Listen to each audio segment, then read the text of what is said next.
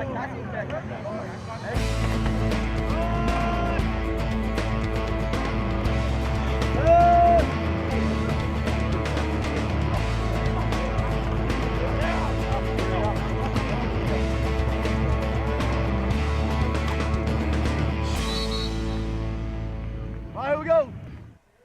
evening, everyone. Welcome to Inside Artesian Football here on WREP 15 Sports. I'm your host, Eric Meyer, joined, as always, by Artesian head coach Carter Whitson. The Artesians make it 2 in a row with a big win over the Whiteland Warriors on Friday night in come-from-behind fashion.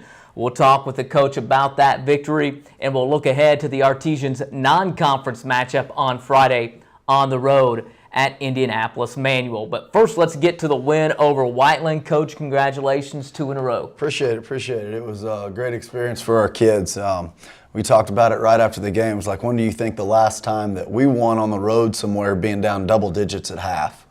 And it's just a testament to our kids and our coaching staff of knowing how to adjust and keep fighting and trusting in the process. And it was just really, really exciting road win for us. It was awesome to break up somebody's homecoming. Our kids were ready to go for that game. Didn't come out great, but really, it's a 4-quarter game, and our kids showed that we can play in those games. When you start looking at how this contest unfolded, there wasn't really a whole lot of scoring in the first part of the game, and then all of a sudden, bam, the floodgates open. Whiteland kind of goes on that proverbial run you sometimes talk about, like in a basketball game. You guys kind of answered a little bit and then go on a run of your own coming out of the locker room. Hold on at the end, but really a game of a roller coaster up and down. And the roller coaster is exactly right. And we talk about it all the time. There's going to be ups and downs in a high school football game. You're going to get scored on. You're going to score. You're going to drop a pass. You're going to have a turnover. And our kids just responded well. We started out, pretty good defensively. Had them in a 3rd and 15 and gave up a big run, and they drove down, and it took forever, and they had the ball a long time. And then we get the ball finally and start out with no rhythm offensively. Basically, the whole first quarter we had no rhythm offensively, and then they did. They went on their little Whiteland run that they found their answers to what we were doing defensively, got some good stuff going, and then we went. We got to halftime. We collected our breath. We talked about it, and we fixed a lot of problems. Fixed a lot of problems for what the kids were doing, how we were calling plays, and came out in the second half and played Martinsville Artesian football. They had a lot of yards in the first half of play, and like you said, you guys struggled a little bit, at least in the first quarter, to get some yardage, kind of got it going in the second quarter of play. You mentioned some of the changes. What are some of the things, without giving away too much again, that you guys had to try to get taken care of in the locker room? Yeah, the biggest problem defensively was just assignment football. We are a young team. We're playing a bunch of guys that are not seniors, and even the guys that are playing as seniors and juniors don't have a ton of experience. So they're still learning, and they're still figuring out how to trust their coaches and where they're supposed to be in the grand scheme of things, what gaps they're supposed to be in, who they're supposed to be covering. And, it just took a little while. We needed to see it at halftime, and, hey, guys, relax, trust the process. And their response defensively was just off the charts. And then offensively, we're still figuring it out, trying to figure out how we can get started with a little bit better rhythm. Just at the very beginning, you don't want to go just flat-out tempo from the very start. So we need to get a little run-pass action going, and I think we'll have a better answer for that for starters this week. You guys continue to get what you had wanted to get all season, and that's the big play to answer some of the things that you're doing. A lot of those big plays, again, coming in the passing game. Yeah, they are, and the big plays in the passing game are set up with running game. A lot of them are play action because we are running the ball really well, and multiple backs and quarterbacks are running it well. The O-line's just grinding people off the ball, and then that sets up the big plays. Some of them are play action posts, some of them are wheel routes, some of them are just verticals. Really, it all starts with stopping the run and running the ball, and that's we've been talking about that for 2 months. You said you were going to try to run the ball in the game against Whiteland, and you did. You ran the ball quite a bit. Brandon Dotson carried it, but also able to get Travis Griffey in there. Travis is kind of playing everywhere. I think after the game, you were quoted as basically saying the best compliment I can give Travis is he's just a football player, and he kind of plays wherever you need him to do, offense and defense. But he did give you a big lift in the running game, not from the quarterback spot, but from the tailback spot. Yeah, I mean, I heard that a long time ago. Someone describe someone as a football player, and I was like, that's as good as it gets right there. Travis can play it all. Having Jonathan back has been tremendous to let Travis be flexible, playing some defense, playing some running back, playing some quarterback. He's a guy that can do anything we ask him to.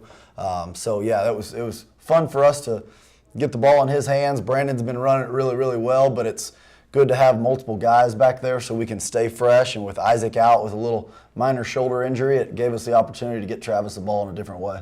Let's go ahead and take a look at some of the highlights from the game on Friday night against the Whiteland Warriors. As you will see coming up, a lot of highlights. First off, on the defensive side. Yeah, this is a great start to the game. We had them going exactly where we wanted to, which was backwards. Then they got a big play and started driving a little bit. Their offense, we talked about that jet sweep and the misdirection and trying to get your eyes in the wrong spot. They do a really good job of that. Their coaches have run this system for a very long time. And, our kids learned how to adjust. There's Izzy Elliott right there batting the ball down. Need to create some more takeaways. We're tackling really well. We're stopping the run. I'd like to see some more turnovers forced by our defense. And here we go, running the ball again. Travis is in at quarterback right here. A little simple zone read. Does a great job of ball security right there, keeping it tucked up. We've had a few long runs this year that end up in fumbles. So that was awesome to see him taking the coaching right there. This was huge right here. We haven't mentioned him yet, but we don't win this game without Caleb Urban. And I'll give him credit for a 50-yarder right there. Somebody might have said 49, but that was a 50-yard field goal that's great to get points on the board for us. There's Brandon Dodson running again with Jonathan at quarterback. We've been flexible with personnel, but running the ball is the key, and that's what sets this play up right here to Matt Thomas, a little play action post. Matt continues to make big plays. Need him to be more consistent all over the place, and he's been challenged this week, and I think he'll accept the challenge. A little quick pass to Darius Stillman. Here's Jonathan running the ball, so we're showing some flexibility. He's not just the only guy that can come in there and throw it, and Travis doesn't just have to run it. This was a great play for us right here. This was on 4th and 10, and we call a screen, and the O-line blocks it great. Travis makes a heck of a catch and gets upfield and gets a first down on a 4th and 10. That was a huge play in the ball game. There's Travis running it again right up the middle. O-line creating huge holes for him. Here's a little play action bootleg to Brian Johnson. Thought this was definitely a 15-yard penalty afterwards. Didn't really like that cheap shot on our guy, but Brian continues to find the end zone, which is always exciting to see. This is what Jonathan does really, really well. Jonathan can create and make some plays. He's starting to trust more of being on rhythm and throwing it, like that one right there. But there's another 4th down conversion. But he's also, he has the ability to make plays with his feet and get other guys open. There's Caleb again scoring. Caleb just had a phenomenal game, kicking field goals, kicking off, onside, punt. He's just, he's a tremendous weapon for us to have. Now we've got the momentum going a little bit. We're down 6 right here, but we feel good. Another 4th down conversion, throwing it to sophomore Andy Myers. We've got some good young guys that are stepping up and making key plays. There's Travis running it hard again. There are very few times when one guy can bring Griffey down and Dodson, so that's always fun to see. Then we get down there tight, put Travis back at quarterback, call a little outside zone, and he finds a way to get in the end zone, standing up. That's always exciting to see. There's our guys celebrating a little bit. We need a little bit more of that. And here, right after that, we go with the onside kick, get the ball back. Caleb just absolutely hits the perfect kick. Look at the sidelines. That's what's so exciting, how these kids, how much fun they're having. Garrett Miles with a great recovery of that onside and just a really cool team play. There's Brandon running it really well. Brandon runs hard, man. He runs hard every play. Every chance he gets the ball, he wants to score. Again, there's Jonathan being a little bit creative with his feet. When the play breaks down, it gives us an opportunity to, get the ball out in space, different places. Another good 3 points right there. We got basically 3 free points off of that onside kick. Wish we got it in the end zone, but we'll take points any way we can. Here we go. Now we're actually rolling defensively. We're getting where we're supposed to be. We're chasing guys down backside at defensive end right there. That was either Marino or Haviland. Izzy setting the edge. Our defense just played phenomenal. There's not a whole lot of highlights because it was just us tackling them a bunch. And then here's a huge play, 81-yard play action, kind of a post wheel to Matt Thomas. Again, Matt keeps finding his way into the end zone from those big plays. That's exciting to see. Those are really fun as an offensive coordinator because now I don't have to grind it out for 12 plays. I can just call an 80-yard touchdown pass. Great defensive back coverage right there by Garrett Miles. Garrett played a good game. Needed them to be a little bit more consistent. Garrett and Seth, they are phenomenal players, and we trust them so much. We put them on islands, but we need them to continue to trust in their assignments and do exactly what they're supposed to do. Running the ball at him again right there, Brian Johnson with a great block, setting up this play right here, which was a little pop pass to Darius. Awesome little play action, great throw by Jonathan, great protection, and Darius finishing. And here we go. Now we've got them up, or now we're up. Now we're doing what we do. We're tempoing people, we're running the ball at them. They did get the ball back late and kind of went on a little bit of a drive, throwing the ball. I think they got lucky on a few plays because our defense was just playing phenomenal. And then to ice it right there, Travis drops the interception, but Izzy catches it. We had an opportunity for 2 other interceptions on that drive. Need to come down with those a little bit easier.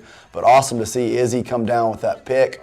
And, just a great way for us to get out there and take a knee, which is the best play in football to finish the game. You guys were able to come away with the win. Again, you see a little bit of the excitement there at the end of the contest as well. 2 in a row now for the team, and really the way that you do it.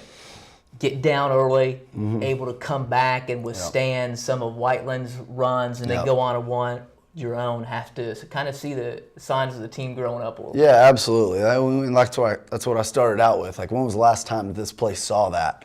And the fact that these kids believe and the community believes, I mean, the support we had from the Cowbell Nation was just awesome. I mean, you go to Whiteland, which is a great place and a great atmosphere, and our people were louder than theirs.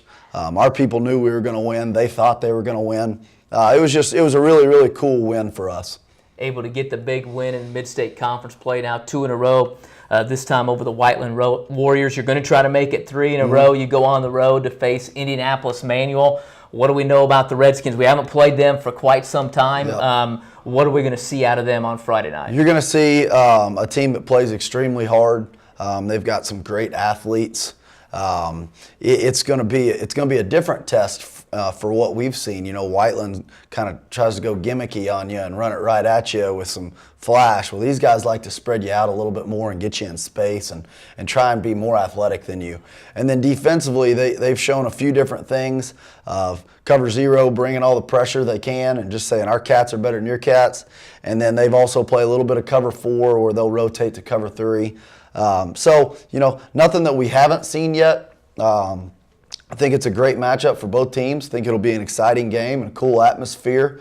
We're excited. When you go up there to Manual as well to face Manual, we talked a little bit of what they do offensively. We talked a little bit about what they do defensively as well. Again, for you guys, what are you going to have to do to be able to respond to what they're going to try to do to you guys? Yeah, we keep saying the same thing over and over again of trusting our assignment and being where we're supposed to be. And that'll help us out, when we are out in the open field with a guy that might be a better athlete than us.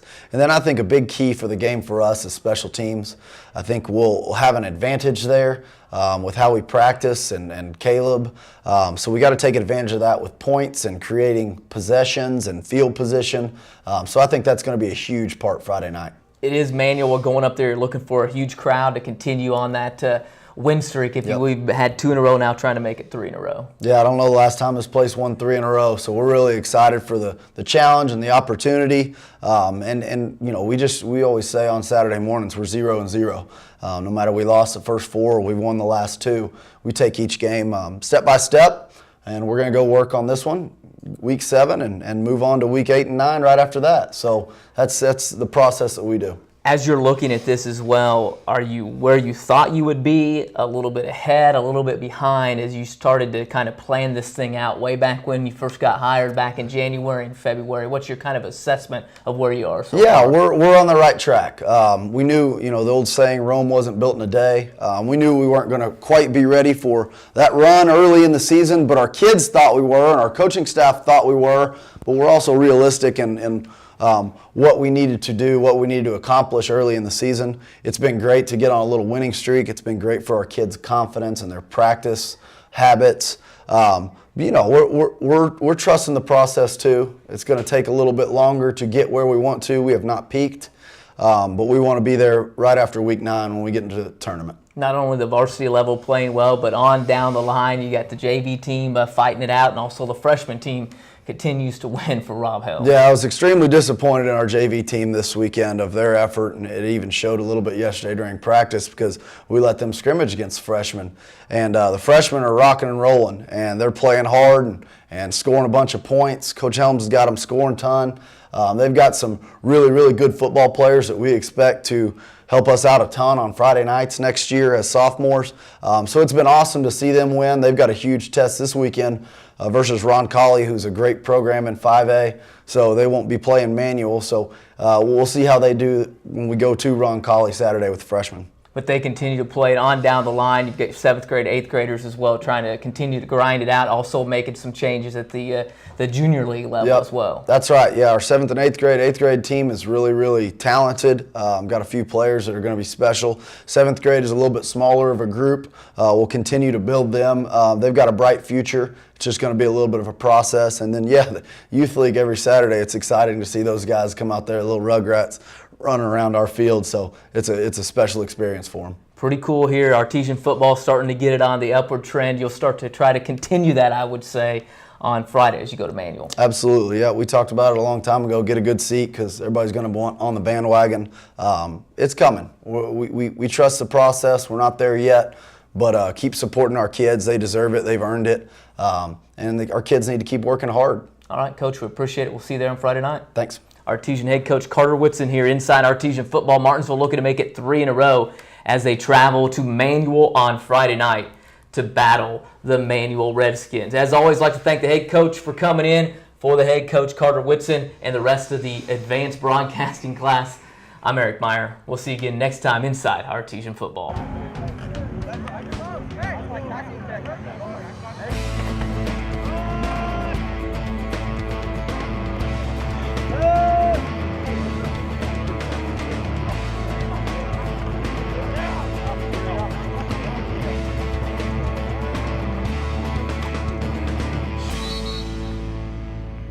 Here we go.